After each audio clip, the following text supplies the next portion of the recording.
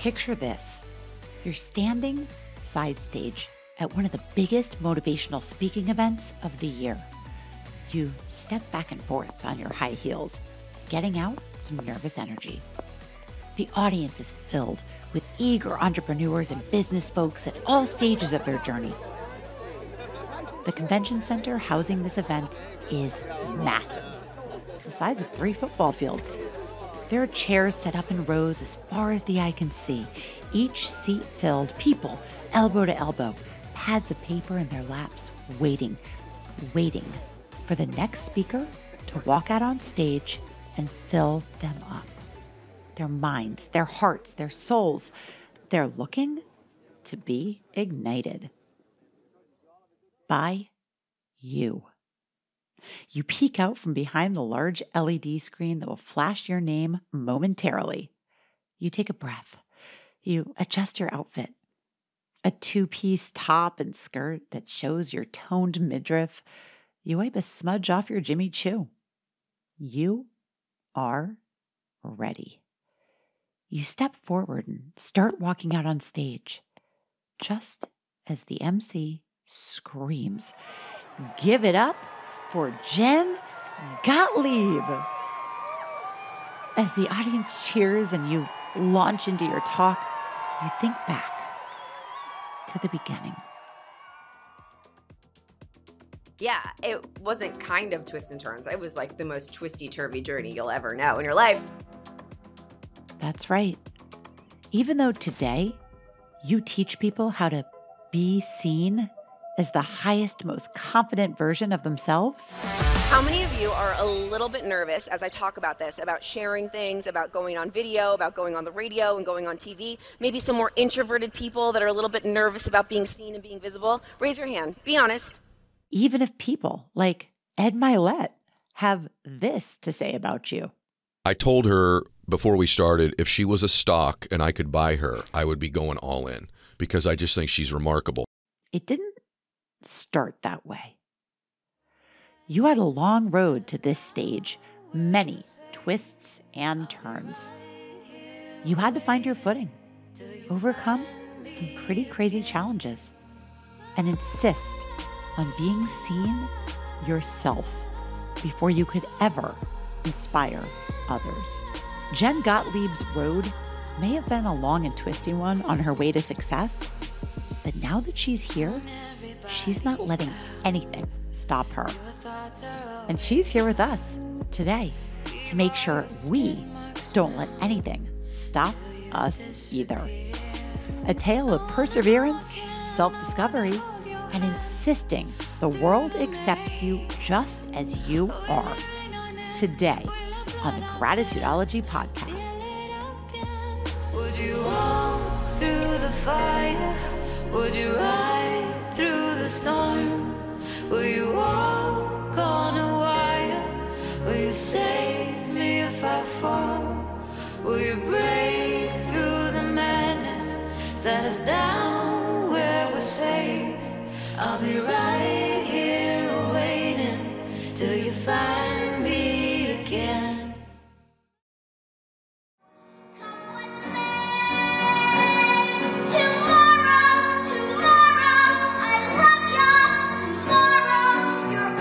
It's the early 90s, center stage, Chicago Children's Theater, and 10-year-old Jennifer Gottlieb is having a revelation. And I have this one memory where I was doing this show. I was in this children's theater group, and we would tour around and do performances, and we would do like different Broadway musicals, like a whole combination of songs from different shows. And I was on the stage in like this overall situation with like, it was bedazzled, I remember, with like a red leotard. And I was singing songs from Annie. And I remember being on that stage and looking out at the audience and singing The Sun Will Come Out Tomorrow and having this thought in my mind. Like I was like, this is what I want to do for the rest of my life. This is the best feeling on the planet. I just loved being on stage. It's a hard knock life for us. I always tell people like the way that you find out really what your purpose is and really what you're meant to do is when you get emotional when you talk about it. Yeah. And when I talk about performing, it's like when even since I was like 5 years old, like, I love this. I love the connection with the audience. I love that everybody right now is not worrying about the crap that they were going through an hour ago before they got here. Everybody is on this journey together, and we're all connected. And so I went on a journey for basically the rest of my life, chasing after that feeling, performing and being seen. But like most people, Jen didn't figure it out once and then run on cruise control for the rest of her life. No, she'd have to endure the same trial and error that we all do to find her way. So I went to college. I went to the University of Hartford, and I found out within like one semester that college was not for me. And I left and I moved home, and I was doing some acting classes in Florida, and that's where my family was at that point in time. Jen was living her best Floridian life, having fun in the sun and working in a place that allowed her to put her performance skills to use. Well, kind of. I was working at Hooters, and I was just a little lost, and I was like, what am I supposed to do? And I was like, you know what? Screw it. I need to move to New York City. Yep, I know. I couldn't let this one pass by that easily either. So I stopped her. Before we get to that, can we just go back to that you worked at Hooters? I did. Like, we're going to get into all the musical theater. Because I think that's really interesting. It was still you wanting to like shine and be front and center, and it's almost performative. Is that right? A little bit. Or I didn't even think of it that way. Right? Or was it kind of like, was it kind of dark and sad, or did it feel kind of bright and happy because you were using it to shine? It did not feel dark and sad. Okay. I honestly was very excited to be a Hooters girl. Yeah. I thought it was fun. I think I was a Hooters girl for Halloween one year, and I was like, I want to do that. They wear such cute outfits. And I do think it was a way of being seen. I think a lot of my journey, and I know this even from when I was a teenager, I definitely struggled with a lot of how can I be seen? For Jen, like so many women, wanting to be seen also meant wanting to look perfect. I mean, I had a severe eating disorder from high school all the way up into like young adulthood into my early 30s. I heard that you had a coach that made a figure skating coach, somebody that made made a comment. Yeah, I had similar. I'm a horseback rider, and I had similar comments made where my low weight was equated with being loved. Mm-hmm. How did that affect you? Yeah, so I was one of the things that I did when I was a kid. I did a million things from karate to gymnastics to singing and dancing, was figure skating.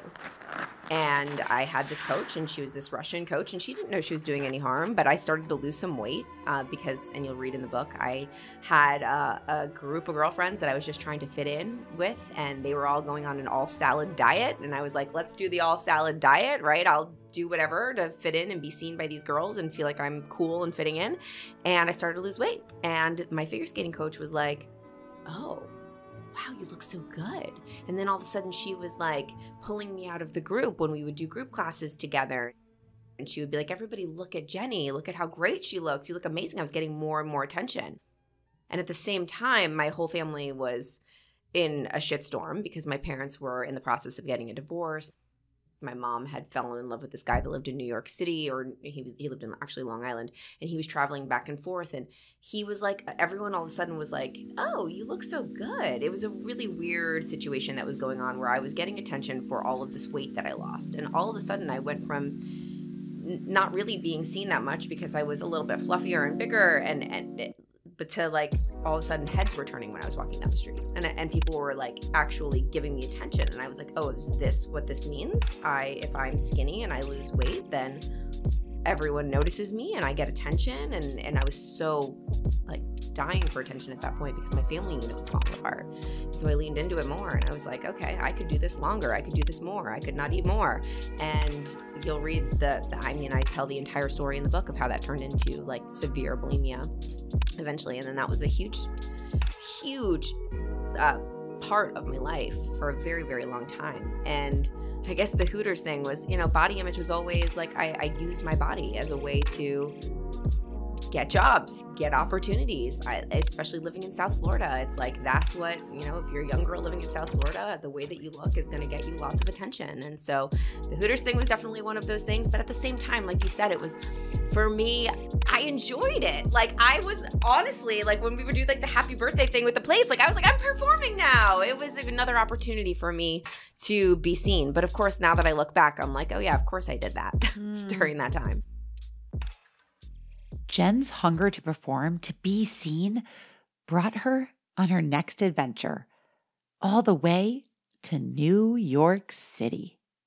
I moved into a tiny itty bitty little room with I had a roommate. We had a twin bunk bed. It was probably like 8 foot by 8 foot large. And we had like a shower at the end of the hallway. And this was my dorm for the American Musical and Dramatic Academy. It was on like 72nd Street and Broadway on the Upper West Side.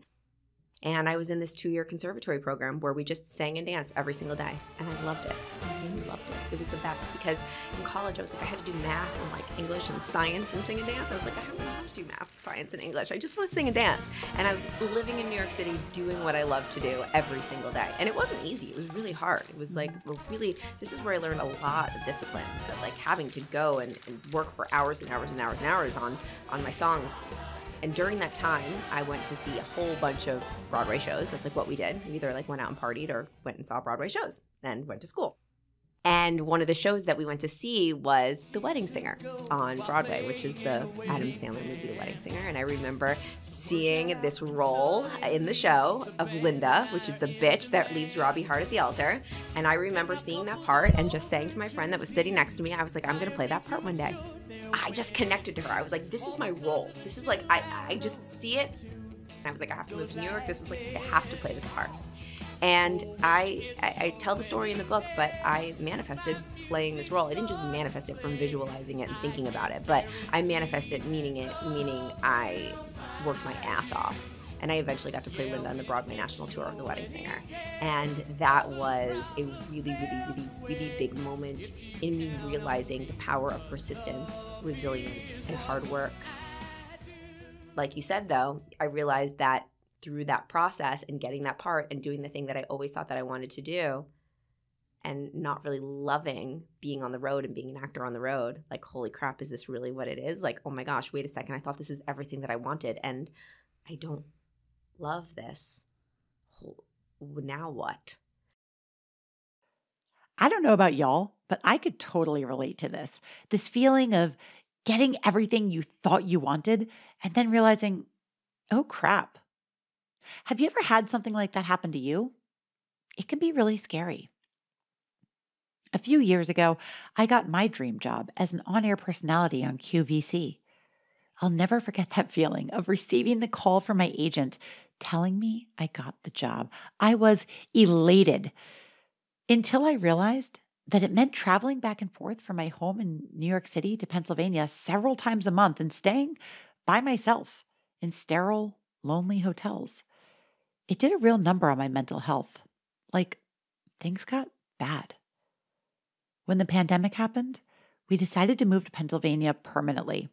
So I've always felt like that twist of fate, a terrible pandemic that had a little silver lining for me, that it saved my life.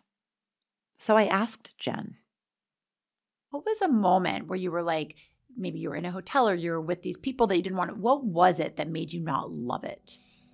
So I almost had like this like love-hate with it because here's what would happen. It's almost like a relationship that's kind of toxic and you keep going back to it because of the great moments.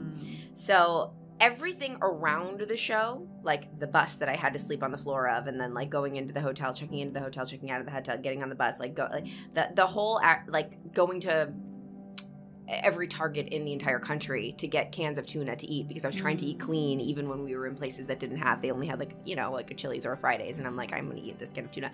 But everything other than the performance, I hated. I didn't like the lifestyle of not having a home base. I didn't like packing up all of my stuff and going from city to city to city. I didn't like how exhausted and in pain I was every single day from doing 10 shows a week. I was doing jump splits and back walkovers in stilettos, like high heels, 10 times a week. My body was falling apart, but here's what kept bringing me back. Because every single time that curtain went up, no matter what, no matter how much pain I was in, no matter how much I hated everything that happened that day, it was like, this is the greatest thing in the world. Because I love performing. I love it. Like, I love it. I tell everyone, I know that I love performing because you could put me on a stage and I will be able to perform for weeks at a time without getting tired. Like, I will just keep going and I'll love it. The second I get off of the stage, I'll collapse and I'll be exhausted and I'll be like, oh my gosh, I shouldn't have done that.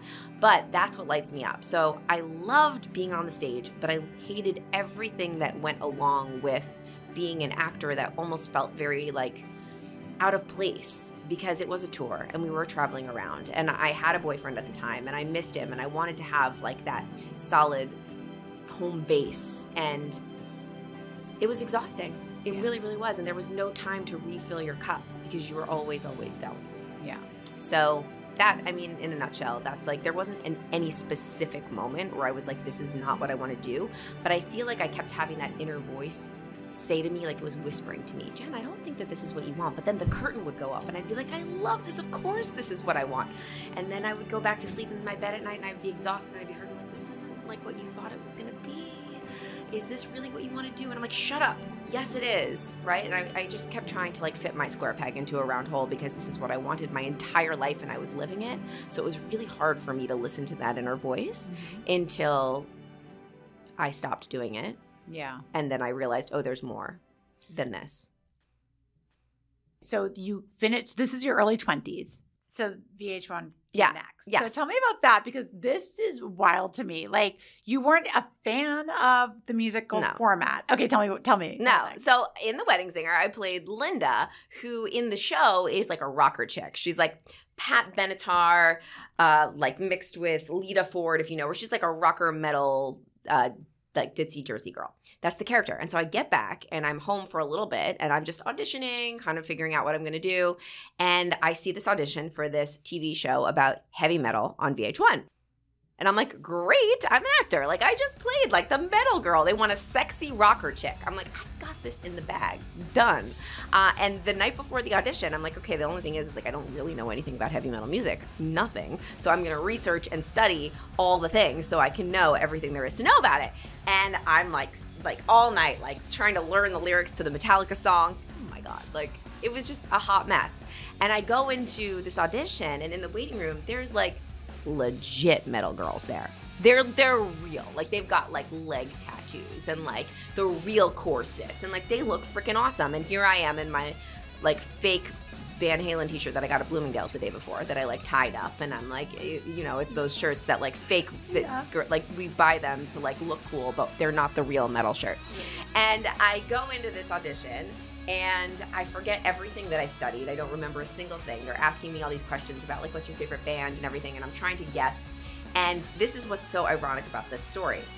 At the bottom of my resume, I say that I do a great Britney Spears impersonation, because it was just like a funny thing that when you're an actor, you put like, you know, like an extra little funny thing that you do to spark conversation. And I forgot that it was there, because that wouldn't make any sense at a heavy metal audition. Correct. And the producer goes, Jen, can we see your Britney? You do a Britney? I'm like, this is like so going in the wrong direction. So in that moment, I was like, I just stopped trying to be metal girl. And I was like, I didn't get this part, so let's just play and have fun. Yeah, I do Britney Spears. And I start singing like Britney Spears. And they call me a week later and they're like, congratulations, you got the job on this show. And it was because of your Britney Spears impersonation. That's crazy. And this is like the first time I started to learn this lesson of when you are your most authentic self, that's usually when opportunities come your way. Because they're just like, you were so funny. We could see us having a great time with you on set. It didn't matter how metal I was. They liked me for me. And that's what got me the job. So, yay, she had the job. But like, the only problem was Jen now had this job on a heavy metal talk show. And if she's being honest, I know nothing about heavy metal. So she was basically building this brand of being a sexy metal girl. And the question became, how long could she keep up the facade? It went down a direction that I never imagined it would. The show lasted for 5 years. I started to develop this huge audience of people that loved me for being the metal girl. And it got a little out of control because I lost myself and I forgot who the hell I was. And I started building this brand of this really like sexy, angry looking heavy metal girl, Miss Box of Junk on that metal show. And it couldn't have been further from who I really was. This was building like a brand that was basically a lie. And this was a very similar thing that was happening to me when I was in The Wedding Singer. I heard the voice. It was like, Jen, what's going to happen when this show gets canceled? What are you even going to do? Because everybody knows you as this thing, and this is not who you are. And I just kept pushing it away. No, because another season would come on, and they would bring me on for another season. Great, I have a job. It's amazing. There was nothing wrong with having this great gig. The only thing wrong with it was that I was losing myself. And if it ended, I wouldn't know what to do. And along with this job came a lot of pressure to look a certain way. And I was completely out of alignment with what I was doing in my life. So I was out of alignment in my relationship. I was in a completely toxic relationship. I was more bulimic than ever before because I was on camera every single day and everything was based on what I looked like.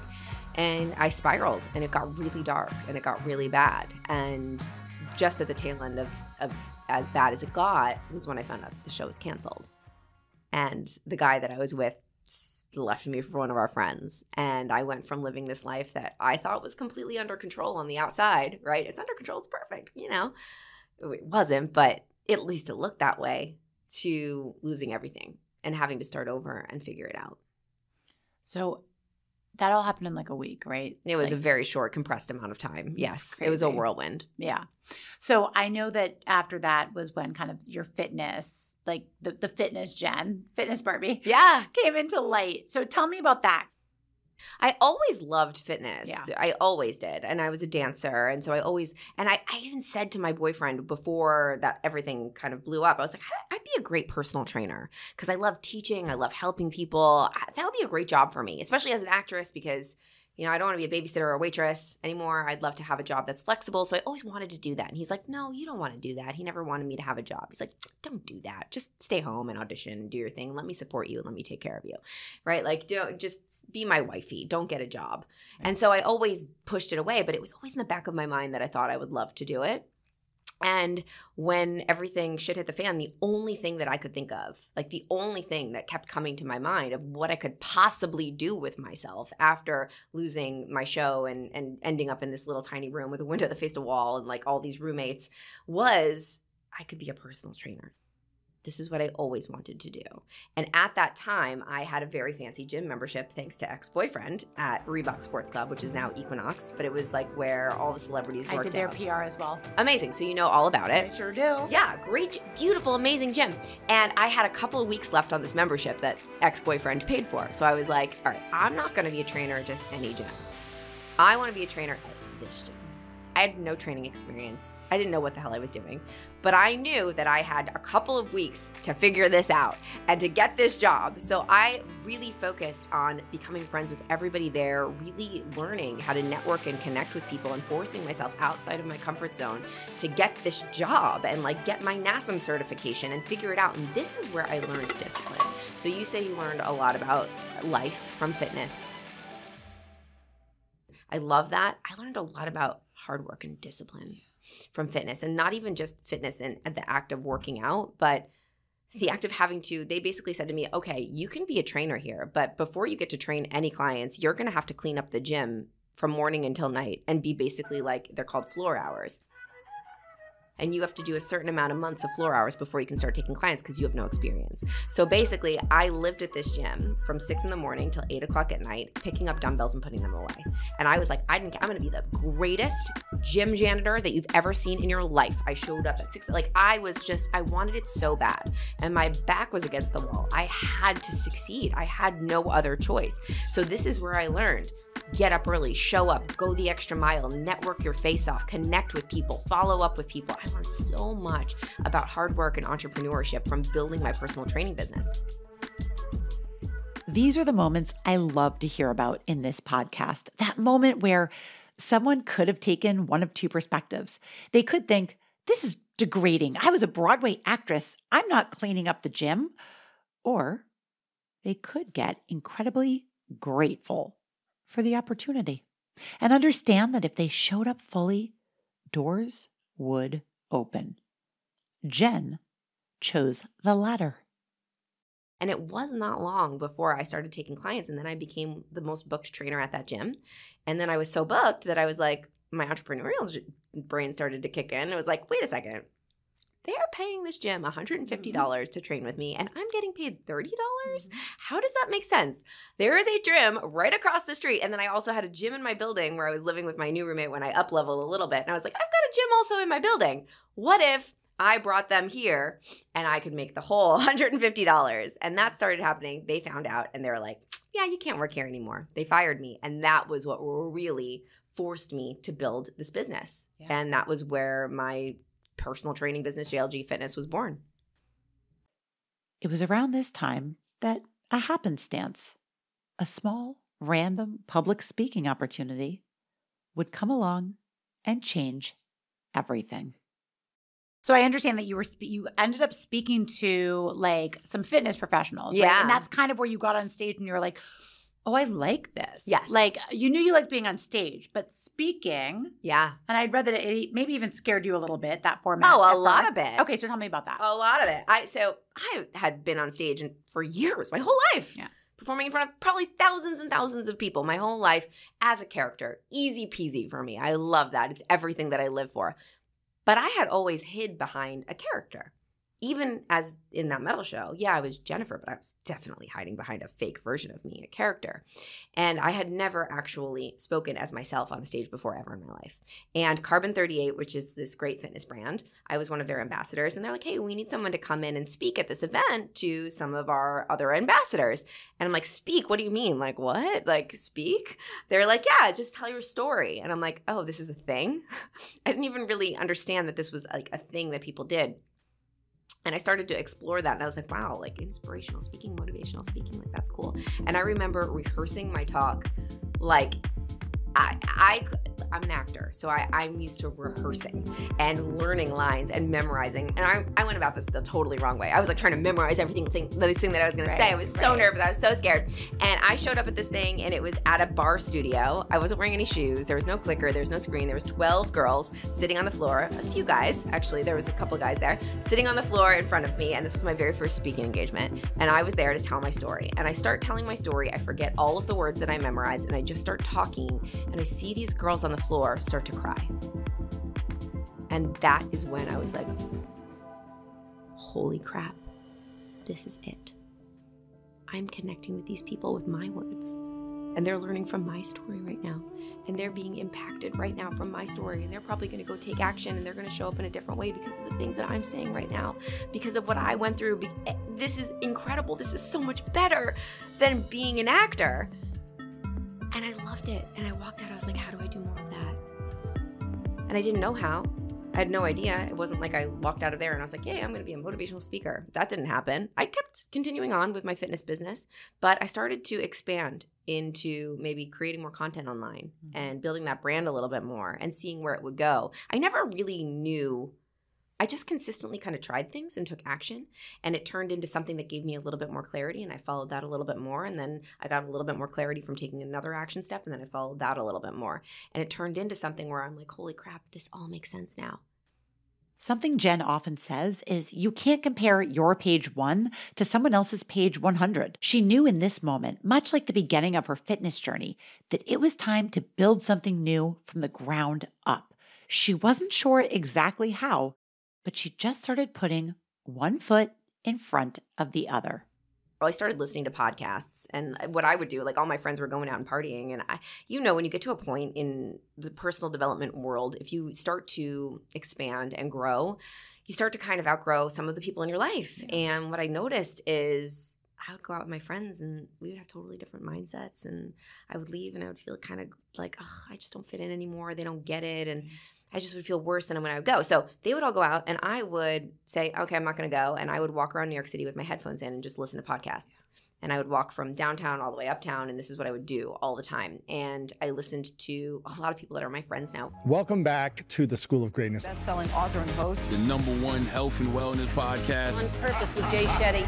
Your mind is either working for you or against you, which is so crazy. And they would slowly but surely like completely change my life. And one of those people was Lewis Howes. And this was at the very beginning of Lewis's podcast and the very beginning of his career. And he was doing an event for the very first time called Summit of Greatness. I love that. He's done the event so many times now, but this was the very first one. And I knew no one that would ever want to go to this thing with me in a million years. And I had never gone to anything by myself before. I'm an introvert. I need to be like, I can't go to something by myself. What? Especially a personal development event. But I don't know. When I heard him talking about it, I was like, I have to go here because I have to meet people that are of this similar mindset to me. I can't continue to, like, I've got nobody here that I can't do this alone. I just felt it. So, but without even thinking it through, I had a ticket. and I booked my flight and I went by myself to this event. And at this event, there was one speaker. I couldn't tell you who it was. I wish I could. But one of the speakers on the stage had us do this exercise that's very familiar now. Now, if you're in the personal development space, you've probably done it a zillion times. But this was mind-blowing to me. Close your eyes and envision your perfect day. What would you be doing if it was your perfect day? You could have anything that you wanted. And I really had no idea at that point. I just knew that this wasn't it. Yeah. And I knew I liked the speaking thing. I knew that I was building this brand. But I knew there was more for me and I didn't know what it was. So I just allowed myself to let whatever was gonna come in. If there was any time to do that, it would be this time. So I closed my eyes, I opened them. And what I saw was I was in a power couple relationship. It was almost like Jay-Z and Beyonce. Like I was in love and I had found someone that was so into this stuff like me.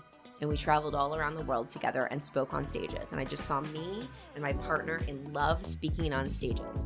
And then I was kind of I'm like a combination of Britney Spears and Tony Robbins. Like I'm like a motivational speaker, but I get to wear really great outfits and sing and dance on stage. And that would be my perfect day. I'm in love. And I get to perform and I get to help people. And I don't know how to get there and I don't know what this means, but that's what I want. And I finally got that clarity. And I didn't know how to get there. I didn't even know the first action step. I had absolutely no clue, but at least I saw it. You just gotta believe a little bit more than you don't. You don't have to know the path. You don't have to know the exact way you're gonna get there. You just have to believe 51%. And I just consistently saw my Tony, Jay-Z, Beyonce, Britney Spears situation in my mind. And I consistently took action in the way that would maybe lead me in a direction that would get me closer to that. Jen had a vision in her mind that became her path forward. And it only got there because she took a leap of faith and gave herself the space to really step back and look at her life through a new lens.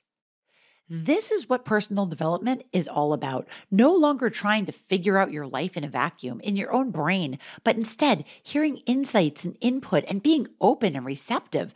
Jen was in and ready to manifest what was next. So I read that you manifested your husband using gratitude. Yeah, I call it creation. So in the book, I talk about it as creation because you're co-creating. It's much more actionable than just passive and wishing for something and visualizing it. I think that's amazing. But visualization and all of those tools, vision boarding, it's great. They're tools. They're incredible tools that help you take action easier, with less fear, with more of a vision, noticing the opportunities a lot more. So we'll just use the example of Chris, of when I manifested or created my relationship. I knew what I wanted, and I was like, okay, I have to completely shift the way that my subconscious mind works around relationships and my belief around being able to call in this person. So the way that I started practicing doing that, and we get good at what we practice, is I started talking to my person every day. So I would wake up every morning and I would look at this picture of the back of this guy's head on a vision board, and I would talk to him every single day. And I would be like, oh, good morning, my love. I can't wait to meet you. I can't wait until we're business partners and we create this epic movement together, and I love you so much. And if you see me today, I'm wearing this outfit, come up to me and say hi. I'm ready for you. I love you. And what this did is I don't necessarily believe that it called anybody into my life, but I do believe that it subconsciously, it shifted the way that my subconscious thought about me being able to have a relationship, because I was creating this fake one with this person, and I was practicing feeling the emotions of love every day and feeling what I would feel like if I met my guy and talking to him. So this did a couple of things. Every time I went on a shitty date, I was like, oh, you're not him, and that's okay.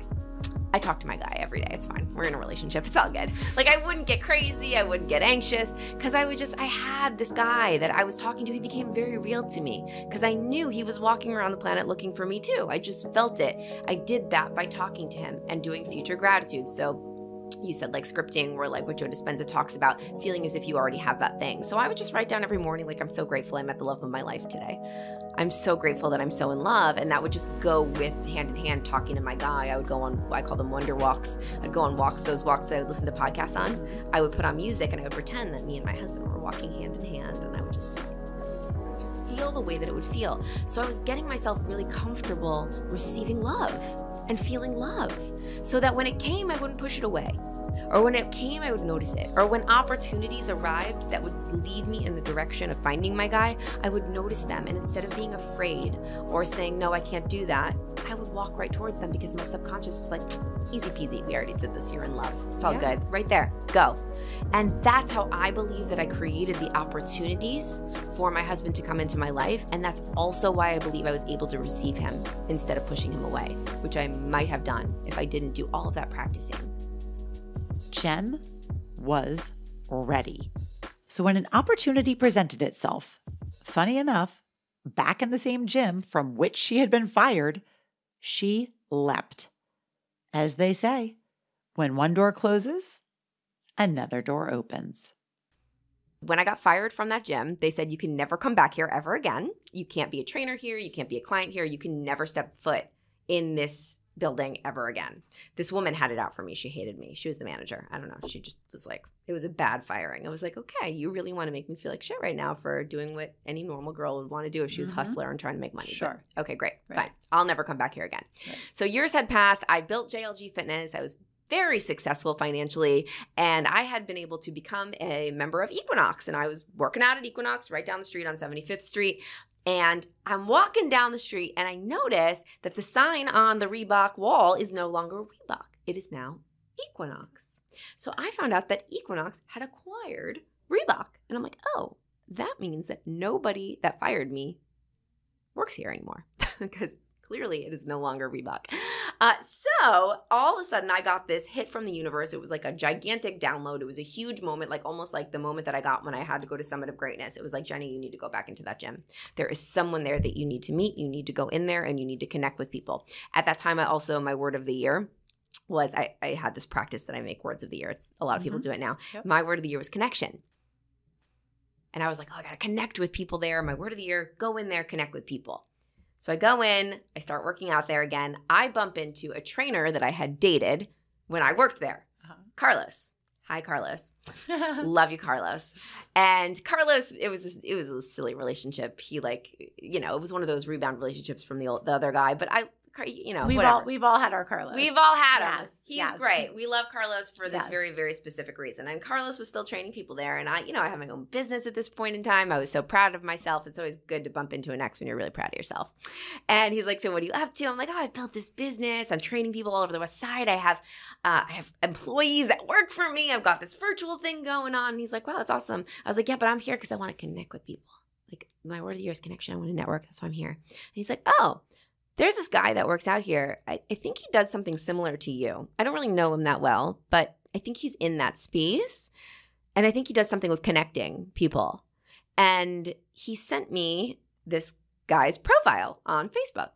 I look at this guy's profile and I go home that night and I'm looking him up and I'm doing this research on this guy. And he's known online as the super connector. And I'm like, oh, well, my word of the year is connection. Maybe I need to know this super connector guy. So I press follow.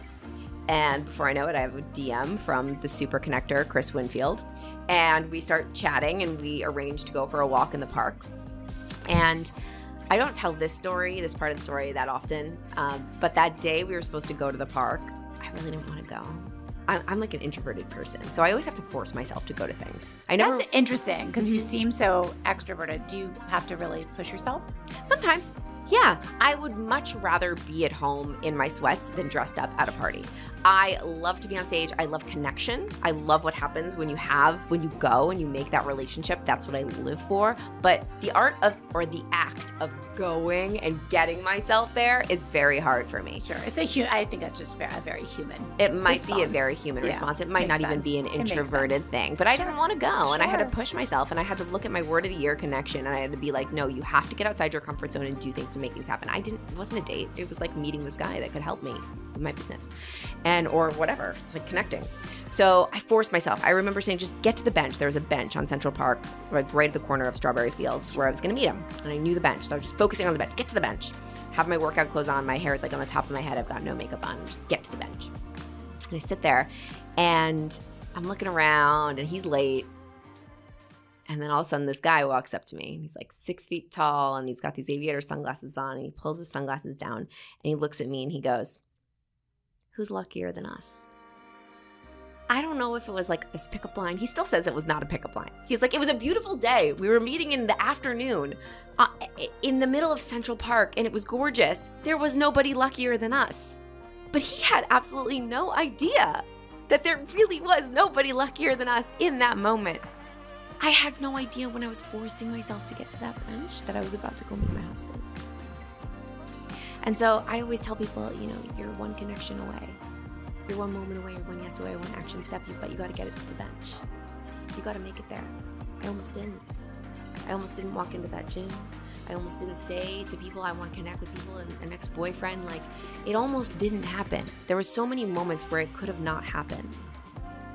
And then I met him and I was like, oh, you're the guy I've been talking to. You're the guy I've been talking to every day. You're my 6-foot-tall entrepreneur. I always wanted a guy that had a child that was previously married. I knew that. He has a beautiful daughter.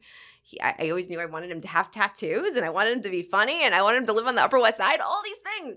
I wanted him to believe in the power of manifesting and creating what you want, and I wanted him to be like someone that was just really forward thinking. And we're walking around Central Park. I'm like, what the hell is happening right now? Are you really is this possible? And then he took me to Barnes & Noble and he bought me all these personal development books. And I'm like, this is a dream date. Is this a date? I don't know. I still didn't know if it was a date when we left. But then the next time we hung out, it was very clear and we fell in love and that was it. How long until, how quickly did you guys move forward? So I didn't know if he wanted to go out with me or not, but he asked me out again. And I was like, I'm not free that day, but I'm free this day. And so we went out again, and when we went to this restaurant all the way downtown, and we both live on the Upper West Side, and we decided to walk all the way back uptown. And that what I would always used to do are those walks where I would envision walking with my husband, and we walked the exact same path that I would always walk by myself, and I'm holding this guy's hand, and I'm looking at him, and I'm looking at where I used to walk by myself, envisioning that I was so in love and so happy, and I'm like, oh my God. So we went on that date, and after that I was like, we're done, we're in love. Right. And a few weeks later was New Year's. And we had planned I had planned to go to a wedding in Des Moines, Iowa for New Year's. One of my friends was getting married in Des Moines, Iowa on New Year's. Negative 60 degrees. Okay, I was going to go by myself to this wedding. And he was like, you can't go by yourself to this wedding. I have to go with you. We just couldn't see ourselves not being together in New Year's. And one of the personal development things that I do is every year I write myself a letter to myself a year from now. So on December 31st, I'll write myself a letter to Jen a year from now, and I seal it up and I don't open it until the new year. It's just a fun activity to see what I created, if I was right. And I had this letter that I wrote to myself a year before.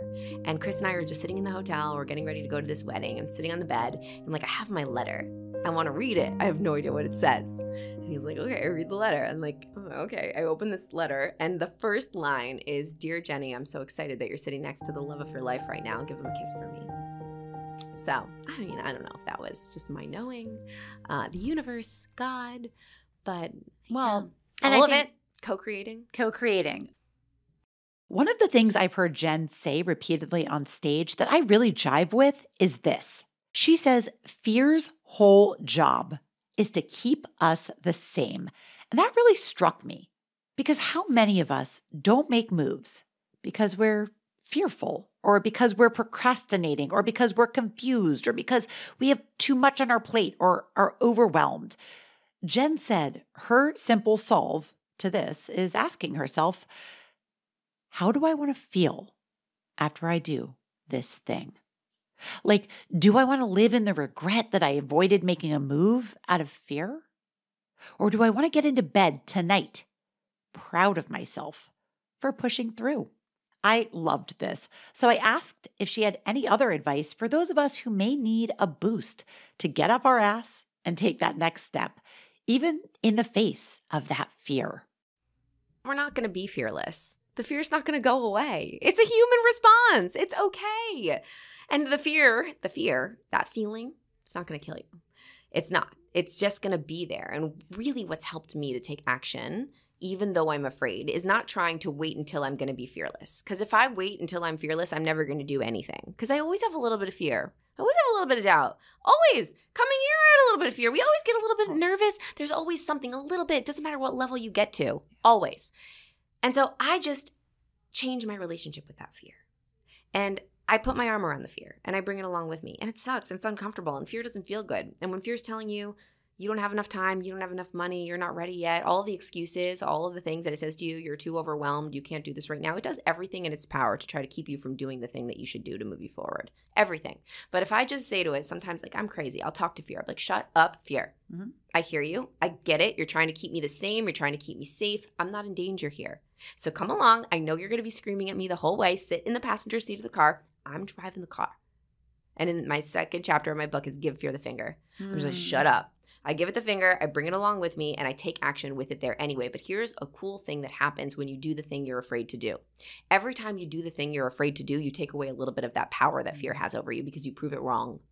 You do the thing, you get to the other side of the thing, you get another coin in your confidence bank because you prove to yourself that you can take action even though you're afraid. And you're like, ha ha, fear, see, I did it and nothing bad happened. Right. And that is how you become more confident over time, by consistently doing things, not waiting until you're fearless to do them, but doing them even though you're afraid.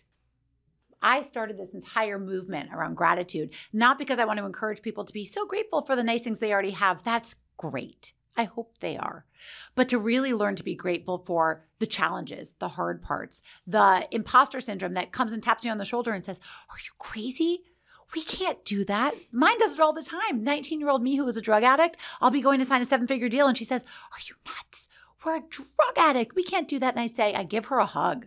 See, I'm grateful for her. I embrace her and I say, it's okay. Mm-hmm. Like we're different now. And also, even if we do fail, the win was in the courage to do. Mm-hmm. We already won if we tried it. Yeah. We won.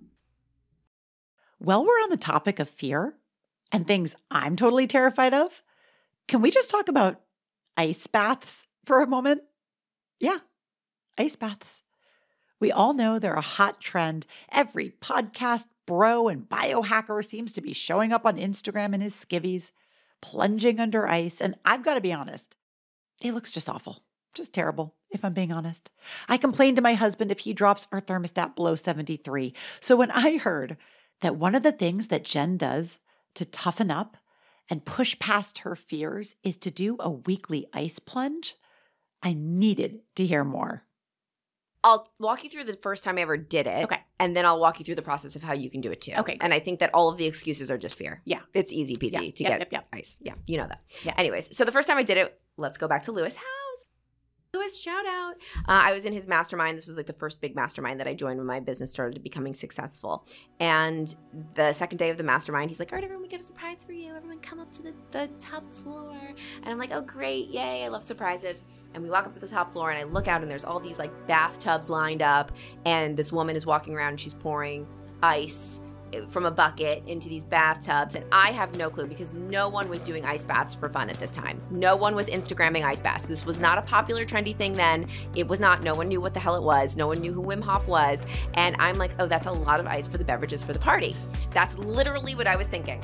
And then he's like, okay, everyone, we're gonna do ice baths. We're gonna get into the buckets of ice. And I'm like, no. Because I hate cold. I hate it. And so fear started like, not just screaming at me, it was like I started having like a physical anxiety attack and I started crying and I was just getting panicky and I was not going to do it. And I was just thinking of all of the things that I could say to keep me from doing it. I'm allergic, right. I have a health condition, whatever, like all these things I was thinking of saying to keep me from doing it. And I knew I was not going to do it. So I sat down on a bench and I watched all my friends do it. And they all were really scared, got into the bucket of ice. They sat in there for a few minutes and they came out like a new person. So confident, and everyone's celebrating and having a great time. And I sat there and I had this pep talk with myself. And I was like, okay, how do you want to feel tonight when you get in your bed? Because whether you do it or you don't do it, the day's still going to go by and you're still going to end up in your bed tonight, Jen. Do you want to be the only person that didn't do this? And then I was like, I have to pull out all the stops. And this is when I learned how to talk to fear. This is really when I implemented it, because I remember I was reading Big Magic by Elizabeth Gilbert, and she talks about going on a road trip with fear and putting it in the passenger seat of the car. And I was like, just going to do what this book tells me to do. I'm a student of personal development.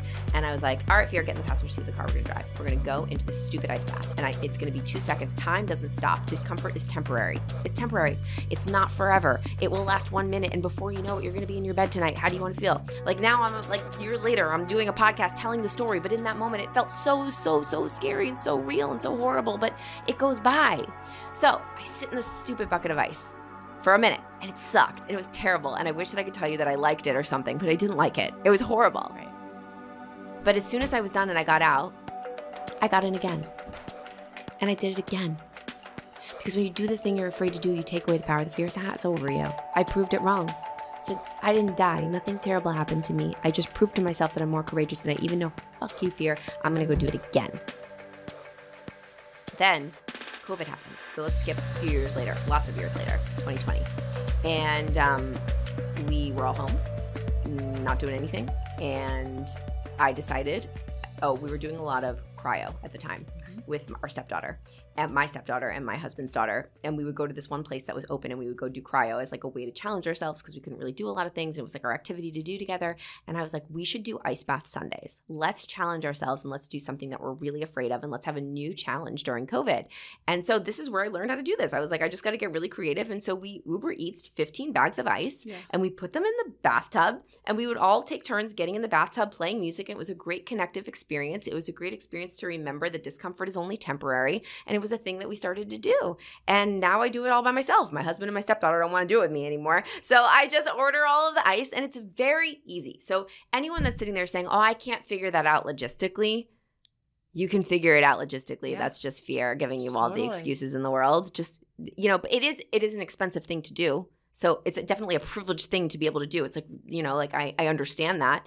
But if you want to practice being uncomfortable every single week or whatever, every couple of weeks or once a month, it's a great way to, because what it does for me is it doesn't get any easier for me to do that. It doesn't.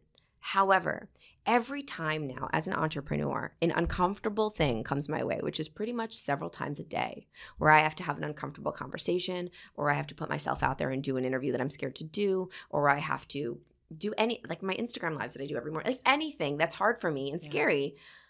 I don't even hesitate because I think back, I can sit in that bucket of ice, and it reminds me that time doesn't stop and that discomfort is temporary and that the way that I feel on the other side is growth. It shows me what I'm capable of. So when you can do hard things and you can practice being uncomfortable, it helps you when the real uncomfortable stuff comes your way. You're more equipped to deal with it. It's like going to the gym. It is like going to the gym. Let's talk about your Instagram lives every morning. Again, another thing, I'm just like, because I will go through little spurts where I'm like, and then I get into it, and then I'm like, life gets busy, whatever. What is the intent? So to bring people up to speed, in case they don't follow you yet, you go live on Instagram every morning when you're doing your makeup, and you just talk about, so why do you do it actually? You tell me why you do it. So one of my dear friends that actually passed away, she gave me the idea, and so I always like to shout her out. Her name's Jessie Lee. I think I have this fight in me that is ingrained in me from such a young age that I'm just willing to do whatever it takes. She said to me, she was like, she was late to like the gathering that we were doing. And she was like, I was like, what are you doing? She's like, I was doing my makeup, and I go live on Instagram and I do my makeup, and it's a great way for me to connect with my followers. And I was like, you're so brave. I could never do that. And she's like, I'm telling you, you should do it. And I was like, no thanks. She's like, you should do it. And I don't remember when it was when I decided to finally do it. This is an interesting thing. So we live on the Upper West Side, and there's this little comedy club right down the street. And long story short, we know the owner, and they have a lot of like really big celebrity comics that come in randomly just to practice and like do sets. And one day we got a call that Jerry Seinfeld was going to be there. And I was like, that's exciting. And so we sprint over to this little tiny comedy club to see Jerry Seinfeld perform. And I'm so excited. There's like 15 people there. I'm like, he's going to crush it. And Jerry Seinfeld starts like kind of bombing. Like he's not that good. Like he's like looking at like note cards and like reading his jokes off of a note card.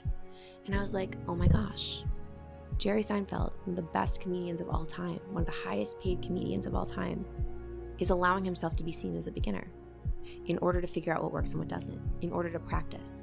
And at that time, I really wanted to be a great speaker. but I couldn't get on a stage all the time. I just couldn't. You don't get on a stage every day. So I couldn't get my reps in and I couldn't practice. And I'm like, I need to be okay with allowing people to see me mess up and be a beginner and practice speaking. And I don't need to just practice speaking in front of a mirror. I need to practice speaking in front of people. And I thought about what Jessie Lee said and I was like, screw it. I'm doing my makeup anyway. I'm just gonna put my camera up there and I'm gonna do my makeup and I'm gonna see who shows up and I'm just gonna practice talking. Amazing. And I started doing it, and I'm very serious about sticking with commitments that I make. Yes. So I said, no matter what, I'm doing this every day. Yeah. I'm doing it every day. Even if 5 people show up, I'm doing it every day. Because if I say I'm going to do something and I don't follow through, I'm basically telling my subconscious that I don't follow through with the things that I say that I'm going to do. So if I'm doing it, I'm doing it. Start doing it every day. Not many people showed up in the beginning. I didn't know what the hell I was talking about. I didn't know how it worked. Like, it was a hot mess. Still is sometimes. And then something crazy started to happen. And it's the true confidence continuum in the book in action. Because what started to happen after a couple of weeks of doing it, people started recurringly showing up. And then they would start to share it and DM me and say, thank you so much for this. This was so great. I'm going to show up again tomorrow. And then people are like, I can't wait. What time are you going live? And then something even crazier happened that I had no idea was going to happen. Now it's not even about me anymore. Now I have people that show up for this live to make friends with other people. There are people, I could name 5 of them, that have become best friends with each other because they met on my Instagram live. Oh my gosh. And they show up every day. They've gone to dinner together. They come to my events together. They celebrate together. They do calls together. They've helped each other build their businesses. They help each other step outside their comfort zone. They do little masterminds together. They met on my Instagram live. So it's not about me anymore. Yeah. I don't go live anymore because I want to. I go live because it's my responsibility, because I hold space for everybody else to connect with each other. And it's just given. And okay, so there's a win. And here's the win that it did for me. I truly believe that I became a great speaker from doing that. Really? Because I'm practicing speaking every day. I practice telling my stories. I practice answering questions. I see what people want to know. My content's gotten better because people are asking me stuff and I'm taking those questions and I'm using it to make content. I'm practicing telling every single story that I tell on big stages. I told on an Instagram live first because I figured out how to share it in a messy way while I'm putting eyeliner on. You loved your messy. Yeah. You leaned into it. Totally. I love that. So I want to talk a little bit about the evolution of your keynote speaking career. I'd love to hear, what is your method when you go up on stage? Do you play pump up music? Do you get in your AirPods? Do you practice your stuff? Are you completely rehearsed? Like, what does that look like for you? Yeah, I do one thing. There's one thing that I do, and I do a wonder walk every morning before I talk. And that is the only thing. And I've gone through every kind of pre-show ritual that you could possibly do. Being a former performer, I went from like trying to memorize my talks, like I told you, like word by word, which does not work, to doing all kinds of like pump up situations. And I've eventually figured out the only thing that I really need to do is go for a walk. And I just go for a walk. I envision that I'm on the stage and I just start talking. And I allow whatever comes out of my mouth. I know my framework. I know my transitions. I know what stories I'm going to tell. Mm-hmm. But I envision being on the stage. I walk. I move my body. And I just am there. And I just do my talk as I walk. I either do it on a treadmill or I do it around the place that I'm at. And I like basically step into Jen on stage before I do it. And then I throw it all out the window. And I forget everything that I said and everything that I did. And I just say this: God, speak to me and through me. Yes. God, speak to me and through me. And this has been an interesting challenge that has presented itself to me lately when I'm speaking. I'm speaking on a lot of these really big stages with a lot of dudes. Yes. And I love that. I love that I can bring the feminine energy to these stages with these big, amazing, outstanding, motivational speakers that I look up to. But they're men and they're very masculine. They've got a very specific energy. And this has happened to me like at least 3 times now. I sit and I watch them because they're my heroes. I'm learning how to speak by watching them and really admiring them and just I'm a fan. And I remember specifically, I'll just give you one example. The last one, I spoke at this arena in front of like 7,000 people, and I'm sitting there watching Ed Milet and Eric Thomas, and they've got this vibe, and their vibe is so powerful, but they like are screaming and energetic, and like everyone's call and response, and and it's like, and I'm like, oh my God, I have to completely change my entire talk, and I have to be more like that. This is the thing that comes into my mind, and I share this because I want to make sure everybody knows that like I don't like sit there in the wings like I'm the best, I got this, I'm great. Everybody has this shit that goes on. And I'm like, I have to change the whole thing. I'm gonna change the whole thing. I need to be like that. I have that thought. And then so one of the things that I've now been very cognizant of before I go on stage is to say to myself, be Jen. Be more Jen. Be more Jen. Because the only thing that makes me unique and different, that makes me stand out, that are going to make some people in that room only resonate with me, is the thing that I bring to the table that's different from everybody else. Yes. So I have to it's very easy to want to do it the way somebody else did it, to think that you're not good enough, to think that the way that you do it or the way that you show up or the way that you storytell is not the way that everyone's going to resonate because everyone's resonating with this person. Clearly, they have all these different speakers for different reasons, for different people that are in the audience. And I'm like, God speak to me and through me, and then the noise starts, and then I'm like, shut up, be more Jen. And then I just tap into real Jen. And when I can get into that pocket and I'm talking to one person, like I focus on help one person every day, like I'm thinking about that one person that I'm talking to, and I'm just like pouring into them, not worried about what I look like or what I sound like or anything like that, just like I'm going to be me and I'm going to tell you what I would tell you if we were sitting next to each other at a cafe and we were just chatting and I was helping you. And it works. You know, every keynote that I give is not my favorite keynote. Like it's not, I don't always knock it out of the park, but as long as I tap into the real me and as long as I lay my heart out there and I speak to one person and I focus on helping and providing value, then I'm good. Jen, we're grateful for you and your ability to pour your heart and soul into each of us individually every day. To follow Jen's journey or maybe hang out on her daily Instagram Live, follow her at Jen_Gottlieb. And make sure you grab a copy of her book, Be Seen, available everywhere books are sold. That's all for today. Remember, if you like what you heard, if it impacted you in any way, and if you think it's a message other people in your life might like to hear, I'd be so grateful if you'd give me 5 stars, leave a quick little comment. Those things really help. And share this podcast with your friends, either on social media or just word of mouth. I'm on a mission for us all to help each other focus on expanding our attention towards what's good in the world rather than focusing on what's bad, one person at a time. If we all did that, even to our own little sphere of influence, the world has the potential to be a much more radically awesome place. Stick with me, friends. I've got your back. We're in this together, and it's a great day to see the greatness in the day. See you next time. The Gratitudeology podcast is written, executive produced, and hosted by me, Jamie Hess. Sound design and studio production by Gotham Production Studios. Our theme song is Maze by Hills, sung by Nadia Ali. And don't forget to follow us on Instagram at Gratitudeology. Will you walk through the fire? Would you ride through the storm? Will you walk on a wire? Will you save me if I fall? Will you break through the madness? Set us down where we're safe. I'll be right